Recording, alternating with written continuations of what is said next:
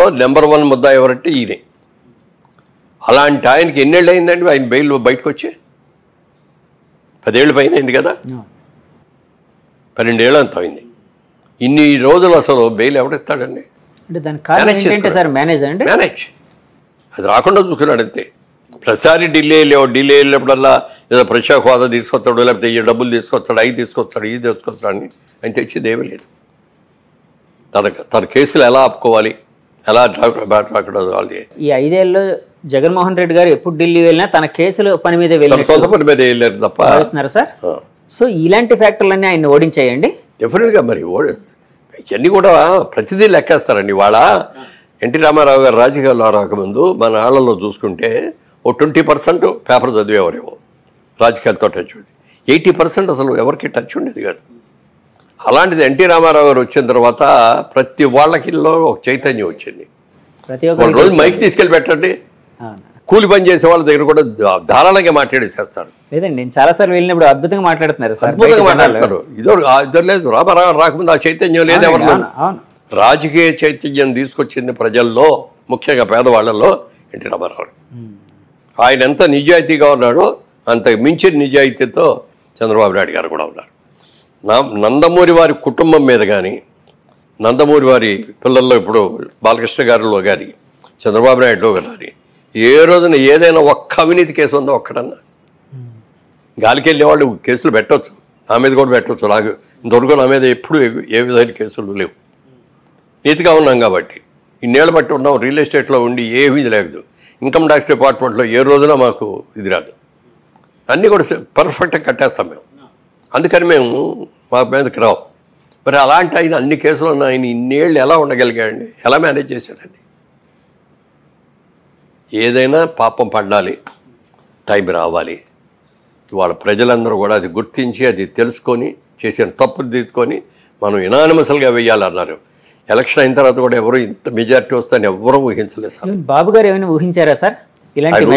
బయటపడ్డాయి ఎప్పుడు అంటే మీతో, అంటే మీ నాయకులు మీతో కానీ గెలుస్తాం మనం అన్నారే తప్ప మనకి ఎంత మెజార్టీస్ వస్తాయి, ఇన్ని సీట్లు వస్తాయి అనేది ఎవ్వరూ అలా చెప్పిన ఏకైక వ్యక్తి కేకే సర్వీస్.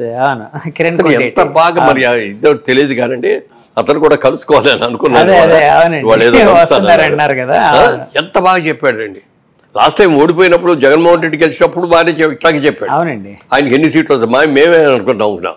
చంద్రబాబు నాయుడు గారికి రాకుండా ఎవరు ఇస్తారు? 20 వస్తాయి. ఇవాళ అన్నారే మీరు బోల్డెన్ చేసామని చెప్పి ఈయన చంద్రబాబు నాయుడు గారు కూడా ఆ రోజులు అన్నారు, మనం పసుపు కుంకుమ ఇచ్చాం బోల్డ్ మందికి, ఎలక్షన్ ముందు 10,000 చెప్పి ఇచ్చాము, మహిళా ఓట్లన్నీ మనకు వచ్చేస్తాయన్న. కానీ ప్రజలు ఏమన్నారు తెలుసండి, ఆయన 10,000 ఇస్తే ఆయన సొంత డబ్బులు ఇచ్చాడా? గవర్నమెంట్ డబ్బులే కదా మాకు ఇచ్చింది. ఆయన ఏదైనా సొంత డబ్బులు ఇస్తే అప్పుడు ఆలోచిస్తాం దాని గురించి. ఎవరు సొంత డబ్బులు ఇస్తే వాళ్ళకి ఓటేస్తామన్నారు. ఇవాళ జగన్మోహన్ రెడ్డి గారు ఇచ్చింది ఆయన సొంత డబ్బులు ఇచ్చాడా? ఉంటే మీటర్ ఒక్కడమే కదా ఆయన చేసింది. మీటర్ ఒకటే రోజు దారం వెళ్ళి రిక్షా వాడినో లేకపోతే కూలి పని చేసుకునే వాడిని పిలిచి బాబు ఇదిగో ఇక్కడ నొక్కు అంటే నొక్కుతాడు. కానీ నొక్కటానికి డబ్బు ఎలా సంపాదించాలి, ఇన్కమ్ ఎలా తీసుకురావాలి, ట్యాక్స్లు ఎలా పెరగాలి, మన వాళ్ళకి కావాల్సిన అవసరాలన్నీ ఎలా తీరాలి, ఇవన్నీ తెలుసుకొని చేసేవాడే నిజమైన ముఖ్యమంత్రి తప్ప. ముఖ్యమంత్రి అంటే ఏంటి?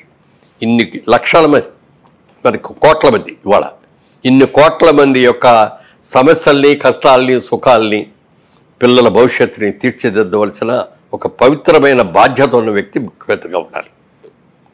అలా ఉన్నవాళ్ళే ఉంటారు లాంగ్ మీటింగ్. సార్ మొన్న మధ్య ఒక మాట అయితే వినిపించిందండి, చంద్రబాబు గారు ఇప్పుడు సూపర్ 6 అని పెట్టి, అంటే జగన్మోహన్ రెడ్డి గారు ఇచ్చే పథకాల కంటే ఇంకా అద్భుతమైన పథకాలు ఎక్కువ డబ్బు ఇస్తామని చెప్పి జనాలకి, అంటే మేము ఫలానా పథకాలు అందించబోతున్నాం. ఇప్పుడు పెన్షన్ అనుకోండి 4,000, ఇప్పుడు 3,000 ఎంత వస్తుంది వృద్ధులకి పెన్షన్, 4,000 ఇస్తామన్నారు బాబు గారు. ఏప్రిల్ మే నెల నుంచి ఇచ్చేస్తామన్నారు. సో ఇలా రకరకాల సూపర్ 6 అని పెట్టారు. చాలా ఎక్కువ వెల్ఫేర్ అనేది ప్రకటించారు. అప్పట్లో వైసీపీ నాయకులు ఒక మాట అనేవారండి, అంటే మేము జగన్మోహన్ రెడ్డి గారు ఇస్తూ ఉంటే చంద్రబాబు గారు ఈ ఆంధ్రప్రదేశ్ని ఒక శ్రీలంకలా చేస్తున్నారు, ఒక సోమాలియాలా చేస్తున్నారు అని చెప్పి విమర్శించేవారు బాబు గారు. అలాంటిది ఇప్పుడు ఆయన మాకంటే ఎక్కువ పథకాలు ఎలా ఇవ్వగలుగుతారు? అంటే ఆయన ఇప్పుడు ఇస్తే ఈ ఆంధ్రప్రదేశ్ శ్రీలంక అవదా, సోమాలియా కాదా, అంటే ఆర్థికంగా చితికిపోదా అని ఒక క్వశ్చన్ అడిగేవారండి. దానికి మీ సమాధానం ఏంటి?